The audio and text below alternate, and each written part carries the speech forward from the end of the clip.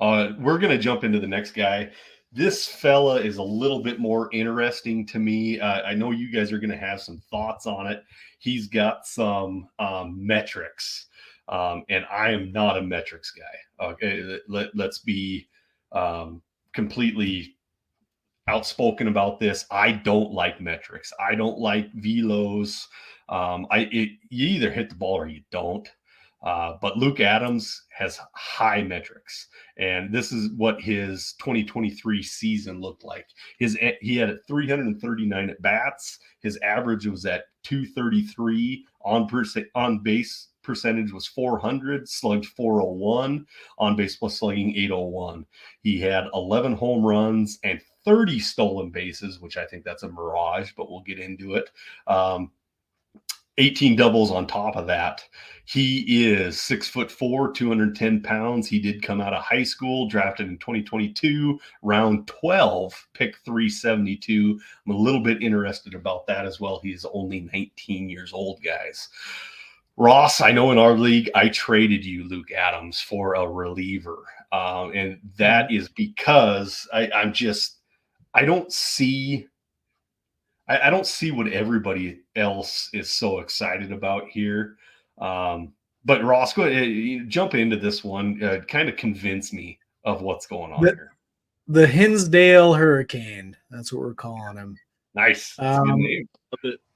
So Luke Adams is you were very much in a vacuum, I think, with your perspective on Luke Adams, because Scout the Statline was pretty excited about him early on, especially because he gets on base. He's got a really good eye,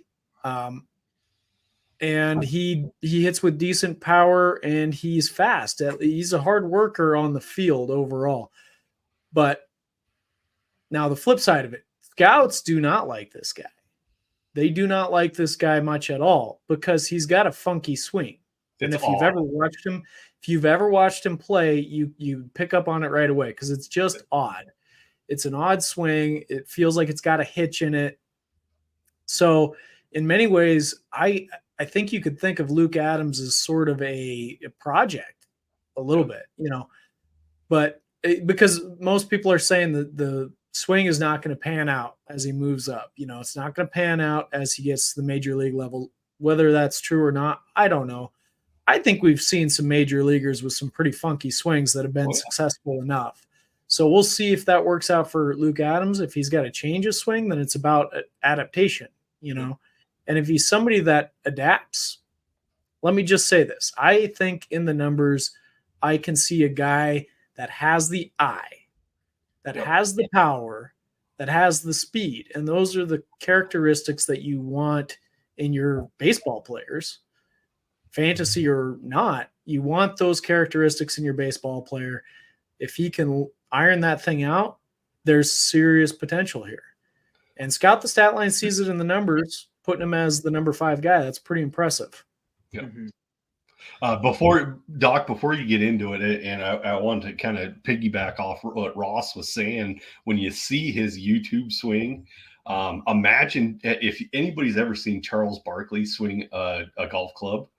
And apparently Charles Barkley used to be really good at golf, but something is in his head, and he starts up here, and then he starts shaking. It's just this weird shake, and then he strokes through, and it's very quick with Luke Adams. It's like he just stutters for a second. It's very odd, and I don't know how to even quantify it, because his stats do look decent other than his average, and his average isn't awful, but Ross said, the eye's there, the power's there, the speed's there. It's interesting. There was just something that I didn't like. Luke Adams, I'm sure you're an amazing human being, and I want you to crush everything. He's never going to listen to this anyway. So never saying that. Well, Doc, you already know based on my buying him in our league that how I think about it. If you're not giving up something, not much anyway, I gave up a reliever for him, then there you go. That's about the right price. I just took a look at his swing on the YouTubes. If we had when we evolve this to the next level, and I'm in a proper, studio, and we have a Jamie, like, Joe Rogan, he can say, hey, pull that swing up. Yeah. Yeah, there you go. I would describe it as a pump fake almost. Like, it's like slow. It's kind of, from what I saw, it's kind of like he kind of goes like, and then he goes through with it. It's like a pump fake almost, which I would think if it's a real issue. The rest of it looked fine. It was fluid. I mean, my thing was looking at his profile, not knowing too much about Luke Adams coming into this. Well, first of all, I see that he's 6'4", 210 already at 19. Okay, like that. Stealing bases, red flag that he stole. So green light, green flag that he stole 30 bases. A little bit, he got caught caught stealing 10 times. They're not going to tolerate that at the bigs, but who knows? Maybe at the very least, I think it's, to me, he's got speed at that size. Exciting. Yeah. And it's one of those interesting profiles. He actually, if I'm reading this correctly, I think he has 233 batting average and a 400 OBP. Yeah. And, wow. And I'm starting to, I'm still learning as I'm going. I feel it's always a learning process, but I'm starting to think about that kind of stuff at the low levels and compare it a little bit to what Roman Anthony did. And from what I understand, the lower levels, they're not getting all the best pitches. They're getting a lot of junk. Yep. And so, the guys, that'll show you a good eye. Check out the OBP. The batting average we saw with Roman Anthony, it actually got better as he leveled up. And maybe that happens here. Maybe that happens. Because I would imagine, especially if you're seeing junk pitches, then, maybe you get a little, man, I would love to smack one out right now. Maybe once in a while you swing at something you shouldn't, right? It's it's an interesting quandary, but it's funny that the scouts get worried about that. If he keeps on this trajectory, though, same with Tyler Black. The nice thing about being with the Milwaukee Brewers is you ain't gonna have the same problem as you will with San Diego, New York, LA, somewhere like that. There's room for you. They'll make room. Yeah. So those are great takes. I love that. One other comment, Brian. I heard from someone recently that Charles Barkley actually ironed out his swing. There's no way. That's what I heard. You gotta check it out. I mean, don't take my word for it, but that's what somebody told me. Somebody that was trustworthy enough. Those videos are amazing. It's just gold. It's just comedic gold watching that. And I feel so bad for him. Barkley can do it. So can Luke Adams. He doesn't even understand that he's doing it either. Everybody's yelling at him like, "Quit stalling!" And he's like, It's a fluid swing. I don't know what's going on." It's great. Just comedic gold. All right. Luke Adams. What do you guys think? Is he go get him? It's not going to cost too much. Yeah, I think all these guys are buy at the right price. I like the guy that's above him a little bit more, but I do think he's worth taking a chance on anyway, for sure. Right now, he's going to be hot and cold. He's going to have some really hot periods. He's going to have some cold periods, and if it's a swing issue, I hope he can get that worked out because I think there's a lot of potential there. 23, only 23 more strikeouts than walks, so he's not dying out there just yet. Man, I really would. You spoke just a little bit too quickly for me, Doc, but man, I wanted to throw a movie tagline at you. You concur, Doctor. You concur. God damn it, why didn't I concur? Can you name that movie, Ross? Or I know Ross can. Doc, can you name that movie? I don't know. Catch Me If You Can. Catch Me If You Can. Yeah, it's man. Here's the thing: I've seen too many movies now, so it's all just kind of like when you put all the different flavors of a slushie together. Sometimes I mix them up. So it's all good. That one off the top of my head. If you said a western, I would be kicking myself if I didn't know it. Okay. Going back to the 30s westerns. All right, we're going to jump into the next one, guys. We are already at number 4. Number 4 is going to be another reason why I don't understand why they signed Candyman. High A affiliate with the Cincinnati Reds. He is Sal Stewart. He is 6'3", 215 pounds. He's 20 years old. I apologize. Drafted in 2022, round 1, pick 32. He is a compensatory pick, I believe. He is out of Westminster Christian, Miami, Florida. Mr. Sal Stewart. Mr. Sal Stewart was with 2 different affiliates in 2023. He was with A affiliate and then the high A affiliate. Overall in the season, he had 426 at bats, averaged 275 on base plus, or on base is 396, slugging 415, on base plus slugging 811, 77 strikeouts, 84 walks. Ross is going to love it. 12 home runs, 15 stolen bases. He's an all-around machine. I love Sal Stewart. Who's going at him? I am a big fan too, Brian. I'll take this one. And I want to add in that this is with a really, really slow start to the season. His stat line also includes a super slow start where he was showing no power, pretty much hitting near the Mendoza line. What he was doing was he was walking and he wasn't striking out very much. And very early on in the season, I was telling you to open your eyes to Sal Stewart, and lo and behold, shortly after that, he caught fire.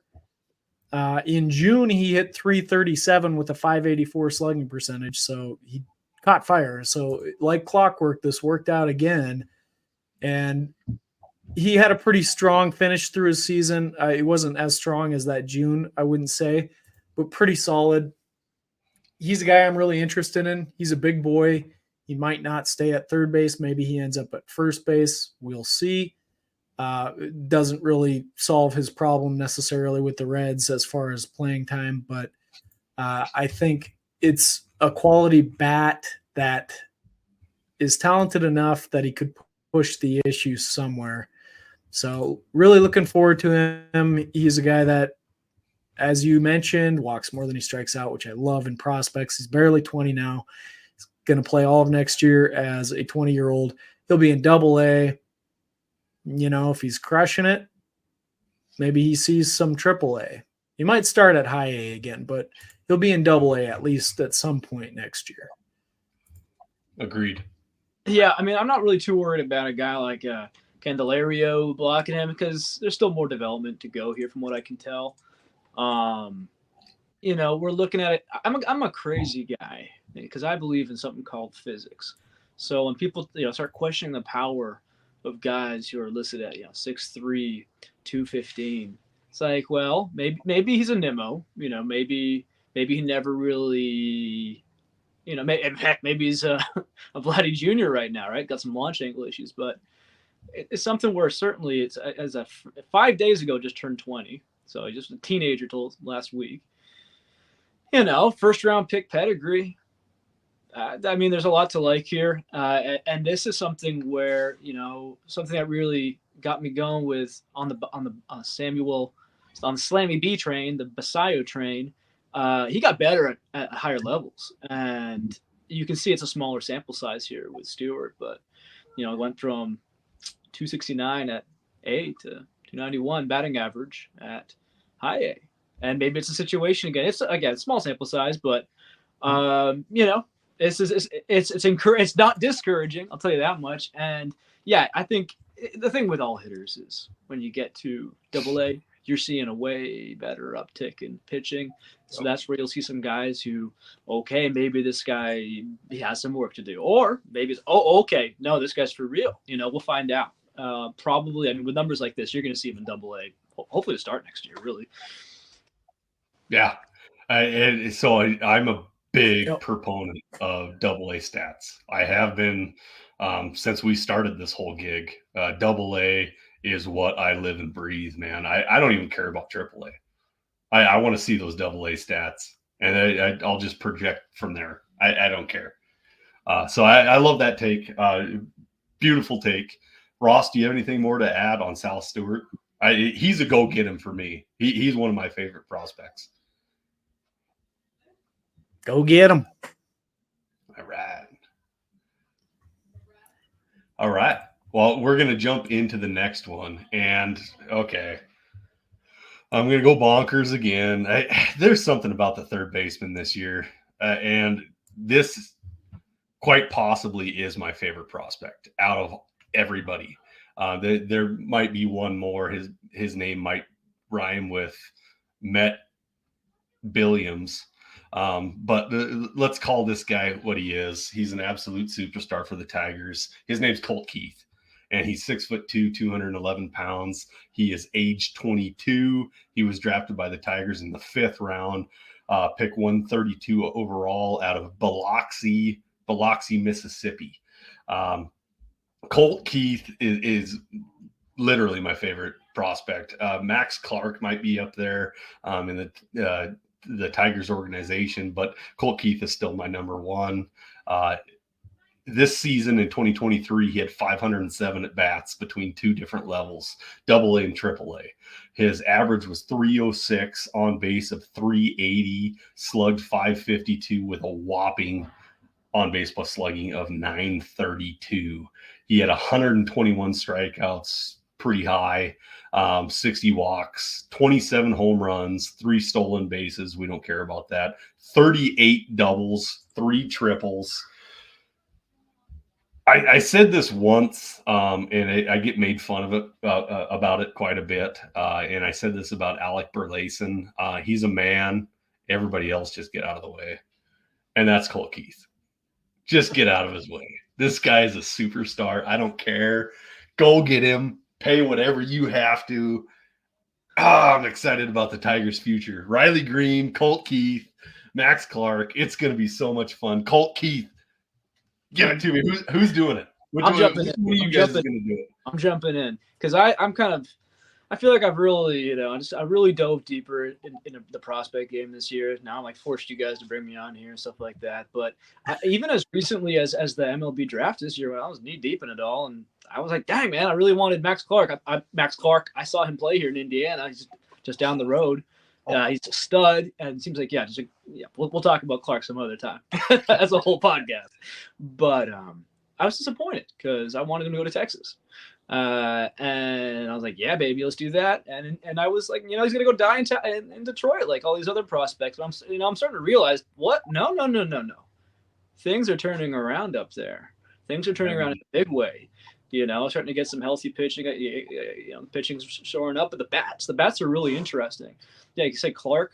Green's coming around. Torkelson. I was there. I went on the way up to Canada recently. I stopped off for a game for Miggy's last weekend, and Torque launched a bomb. Kerry Carpenter. Anyway, we can go on. Point is, he's gonna be. This is Colt Keith has man. There's just something about a baseball name, isn't there? Yeah. Keith, that name alone, that's just like that big name. That's at least a 70 grade baseball name, and so that alone is gonna cost a bit more to get him. But yeah, he's a big boy, good baseball build. And, sometimes you'll see those strikeouts 121 to 60, strikeouts to walk. Okay. It's not like the dream. It's not Ever Carter. But it's not like that's a roadblock for guys like Gunnar Henderson. Dang it. I had another guy off the top of my head, but yeah, there's, all around the league, there's guys you can get away with it with certain, Nolan Jones is who I was thinking of. It's this weird, sometimes there's these weird guys who they get on base, even though they strike out quite a bit. Maybe that'll be, something that he goes through. But with that power, the power is going to keep growing. I think he's still young. He was 21 last year. Yeah. And so I think we're seeing a guy. He does, like you said, he just seems like a middle of the order, 3 or 4 bat. What you're getting. You're not getting stolen bases. Frankly, I don't think Gunnar Henderson's too crazy. Of maybe someone with something similar. You don't want to say that about anyone because Gunnar just lit the world on fire. But frankly, it's not the craziest comp for me to make. So yeah, Colt Keith. Good luck getting him. Awesome. No doubt. Brian, you called this one last year. You said to go get Colt Keith, and he was popping on Scout the Statline's model. I don't even think he was ranked in the top 100 by 2 of the biggest 3 baseball publications out there. So and he was only 98 on another one. Yeah, I think he cracked the top 100 on Baseball America. I believe. Baseball Prospectus, he was 98. I think that's the one that Doc is referencing. Okay. Yeah. Right. Yeah. I think he nailed that one, and now he's if he's not a top 10 prospect, he's borderline top 10. Yeah. Or he should be. He is for me because he's just been a masher and he's a middle of the order bat. He's a kind of guy you want to build around, and the Tigers will.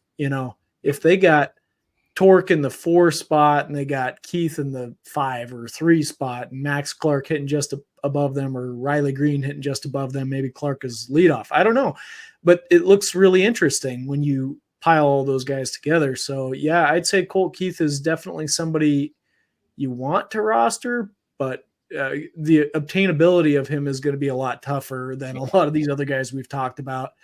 That's why you want to buy him when we first talk about them, like we did last year rather than this year. But he's still worth buying if you can. So go get him. Yeah, and I want to expound on this just a little bit of the prospects that we have, not just this year, not just next year, not just the year after that, but the 2 years before this. We have had some it's been an incredible 6-year span of prospects that we're going through right now, of who's going to fight for number one. I don't think Keith's ever going to be the number one prospect, and he could certainly deserve to be. But you got Wyatt Langford, you got Dylan Cruz, you got Skeens as a pitcher.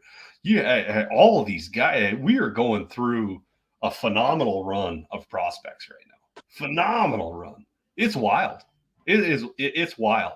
I mean, you had some different years of Andrew Benintendi. Yes, he had a great minor league career, but should he have been the number one overall prospect? I don't know. I don't know. I think we are in a golden age of baseball right now. I really do.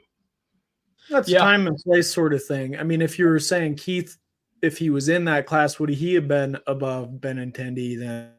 Yeah, I don't. That's a different story. Yeah, he might have been. But, you know, even at that time when Benintendi was there, you're right, that was a weaker crop. So he may have been the best prospect of that group, you know? Well, what's kind of interesting, I mean, just, you know, real quick, is like, well, what do those guys have that Keith doesn't? Well, he's capped by his lack of speed upside. And so that's going to hold you back, especially in fantasy rankings. But what I kind of like, maybe I'm old school a little bit. I kind of like the guys who you know what you're getting. They're sluggers. And the reason I kind of like that is, you know, there's a floor there, because these other guys sometimes, like a Benintendi, what happens when the speed goes away? Ooh, turns out there's not a whole lot. You know, it's like, dang, he kind of needed that. So yeah, that's the upside to going with your safe guys. Formerly Freddie Freeman, who apparently at 33 figured out how to run. So you know, there's guys like that. You want them on your team. Yeah, for sure. Colt Keith, he's expensive, probably out of everybody's. Unless you're going to give up Mookie Betts or something to get Colt Keith, you're probably not getting him. But go get him. I don't care. Go get him. Our number 2. We are number 2, third baseman of Scout Statline right now. We got another guy that just, man, the Orioles are loaded. The Orioles are just insane right now. And we got Kobe Mayo at number 2. Kobe Mayo is with the AAA affiliate. He is 6'5", 230 pounds, massive 22-year-old. He was drafted in 2020, round 4, pick 103 overall out of Stoneman Douglas, Parkland, Florida. This year, let's just break down his stats of this year. He's seen 2 different affiliates. He's seen AA and AAA. Over 504 at bats. He batted 290, on base 410, slugged 563 with an insane on base plus slugging 973. AA in 287 at bats. He had a 1.027. Overall, he had 29 home runs, 5 stolen bases. Struck out quite a bit, 148 strikeouts, but he did couple that with 93 walks and 45 doubles. Kobe Mayo's a superstar. He's really, really freaking good. Where's he going to play in the Orioles system? Well, apparently he's untouchable.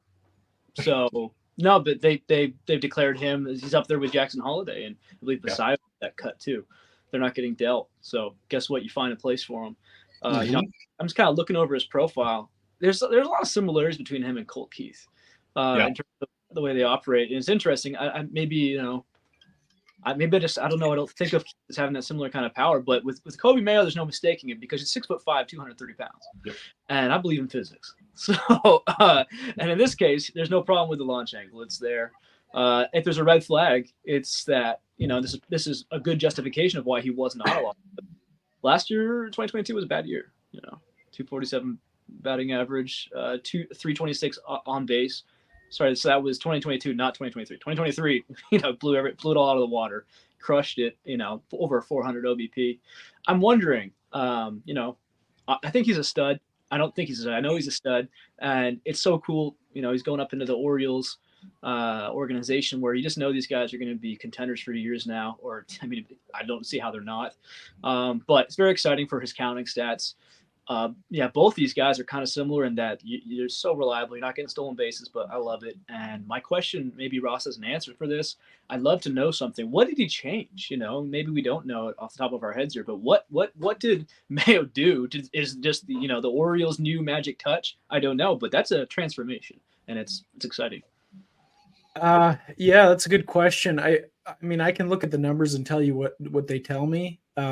I think underneath the surface, you got to give a lot of credit to the Orioles because they've done a tremendous job of developing talent over the last few years and taking raw hitters and making them refined. And that's what I see in the numbers when it comes to Kobe Mayo. He pretty dramatically increased his walk rate. That's a pretty big deal. And as you guys have mentioned, he's got massive power. Out of everybody on this list, he is perhaps the second best power hitter, and we'll talk about the first here in a little bit. But he's got insane power, and now he's starting to refine his approach. Let me quote some numbers. Last year, he walked at a 9% rate. This year, it was at 15%.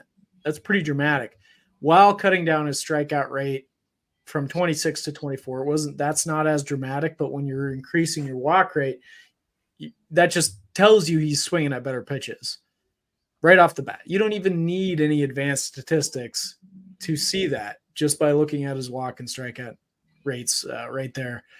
And you know who else we saw a dramatic kind of improvement like that from? Gunnar Henderson.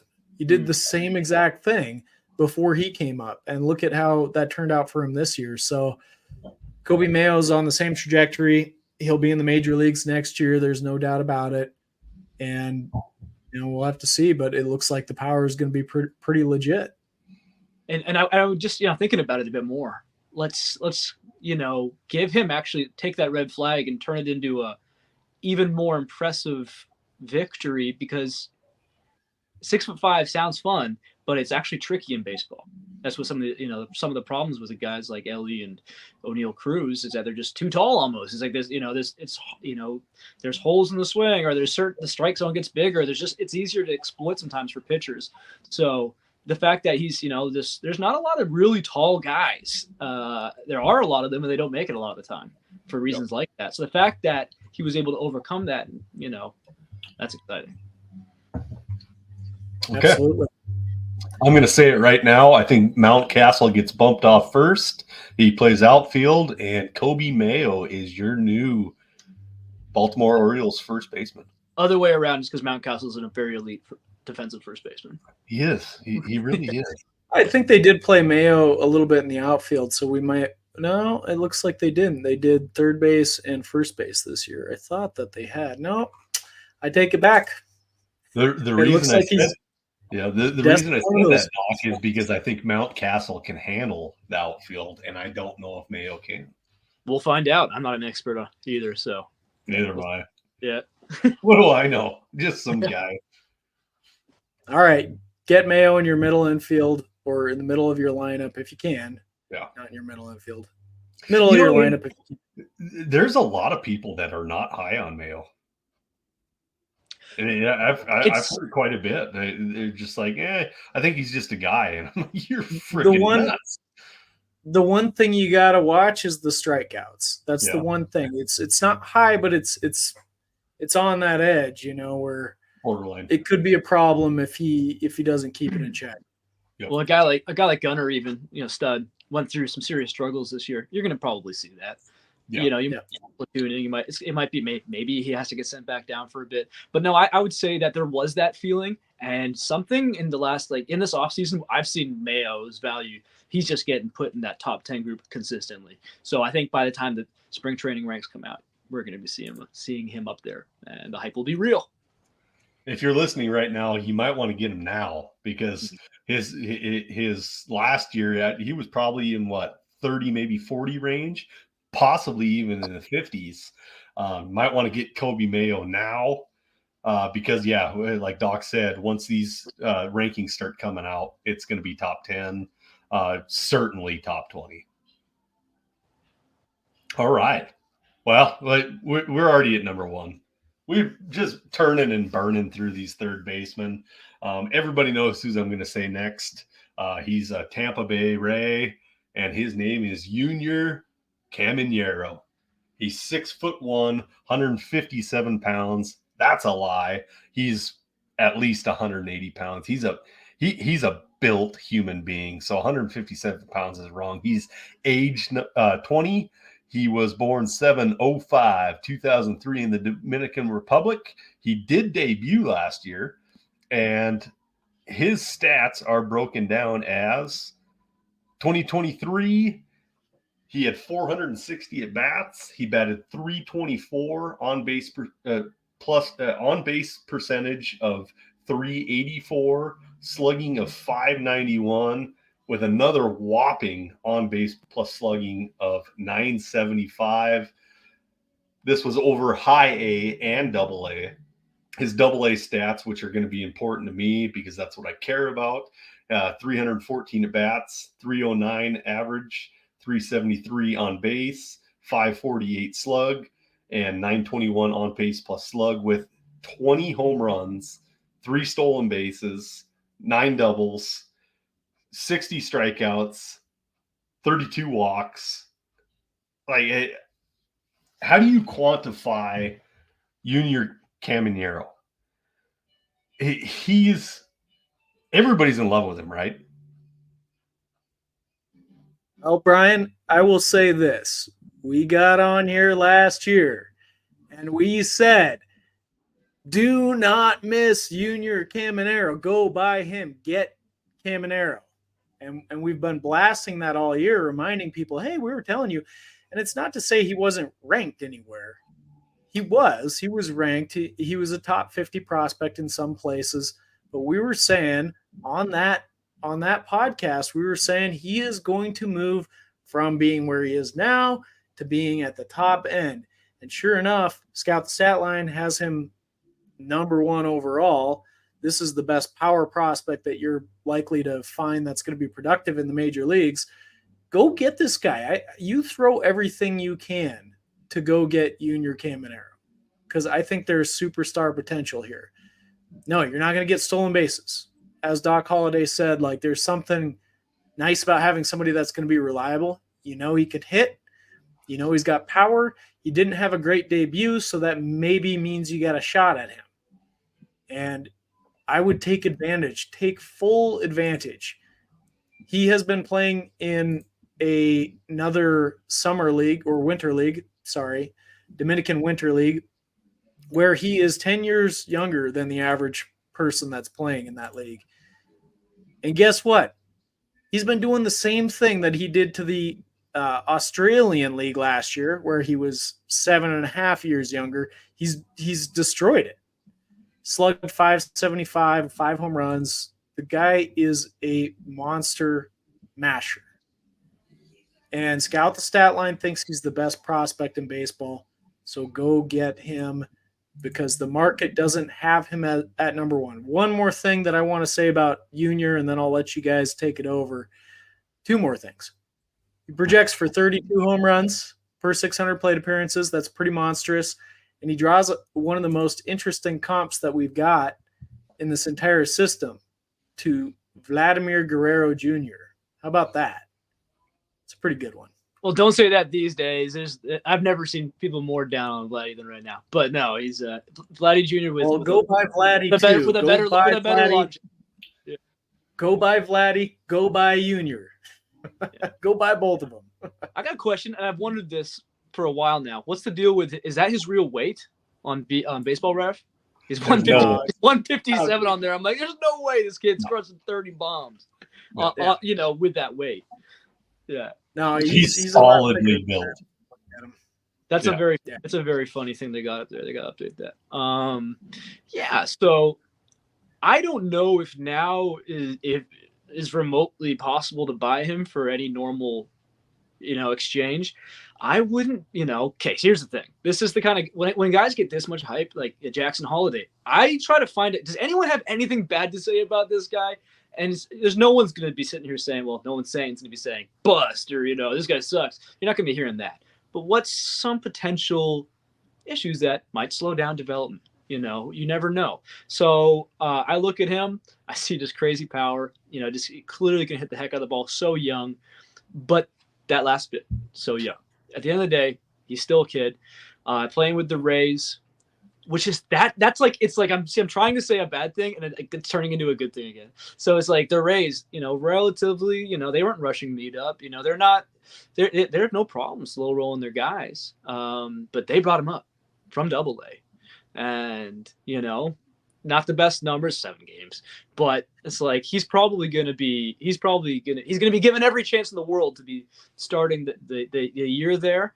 I'd say if there's a buying opportunity, it's if there's for some reason some guys just get in a rut. Maybe you got to kind of hope he gets in a rut in spring training or to start the year, because unless your league's just really sleeping on him. Well, I'd say buy him anyway. Here's where I'm going with this. So, one, I think the Rays are willing to push guys that they know are elite. Mm-hmm. They showed it with Franco. Regardless of how that's turned out now, they brought him up early. He was an elite prospect. They signed him long term. They played him. Caminero, I think it's the same thing. They know they have an elite prospect here. The price I would pay for him, if I was exchanging prospects, I would exchange a guy like Jackson Chourio for Caminero. And I think most leagues would probably accept that offer right now. Maybe not every league. I don't know that ours would, Brian, but, well, maybe. I don't know. In some, it's going to be close. In a lot of leagues, I think they would take that deal. That's the kind of deal that I'd be looking for. If you're looking to exchange major leaguers, it gets a little more murky. Major leaguers for a Caminero, because what's the value? Am I going to trade Vladimir Guerrero Jr. for him? No, I'm not. But I'm going to trade like a Ketel Marte or something like that. Yeah, of course I would. I'm trying to think of another good example of somebody that I would deal. How high are you willing to go to get Caminero, Brian? Would you do Pete Alonso for him? I think that might be who he is. He might be. I think that's a fair deal. I do too. I think it's based on how your team is built at that point. But let's be honest. I think a first baseman of Pete Alonso's stature is really hard to come by. But that's the kind of price that you're going to have to pay to get the inflation of Junior Caminero. I think that's what you're probably going to have to give up. I don't know if I would do it. And I'm a Pete Alonso owner and huge fan, because I think Pete Alonso is slept on. I don't know if I would do that, but I think that's what it would take. Yeah, it's I'll say this. This is the last thing I'll say about Mr. Caminero. There's a little interesting quote. There was an interview going around. I believe it was with was it with Clegg? It was with one of the guys on Twitter, the fantasy guys. And Carson Williams had an interview, and he is a stud. Carson Williams, he's got his own problems. We'll talk about him some other time. But now he's. You already talked about him last time, did you not? Shortstops. Yep. Yep. So he had this little bit where they asked him about Caminero, and Carson Williams, a fellow, potentially top 20 prospect, said that oh no, this guy's the best bat I've ever seen. It's freakish. The things he does is just otherworldly. This is Carson Williams saying this. I'm like, okay, well, if Carson Williams is saying that, then, this guy's got to be pretty dang good. Like, he was basically Carson Williams is putting himself here and Caminero up there. So do with that what you will. I like that little stuff that maybe the stats don't always say. Yeah. Or they don't always. I mean, they do in this case, but, the little extra cherry on top in case you weren't excited enough. I love it. Me too. He's a go get him for everybody that's involved in fantasy baseball. The question is, what do you give up for him? Junior Caminero, number 1 overall third baseman. Number 1 overall prospect. Yeah, for scoutthestatline.com. Go get him. Go get him. Guys, that's what we had. That's what we had for third baseman. We're coming back for our next one. And it's going to be the long haul. It's going to be the long haul one. And it's going to be for outfielders. So we do 30 of them. It's going to be a chore, and I can't wait to do it. Me and Ross have already set up a weekend that we're going to do it for. Start early, power through it. Maybe Mr. Doc Holliday is coming with us. I don't know yet. We haven't figured it out. We shoot from the hip around here, baby. Thank you so much for joining us. This is Scout the Stat Line, Bats and Stats. We'll see you again next time, fellas.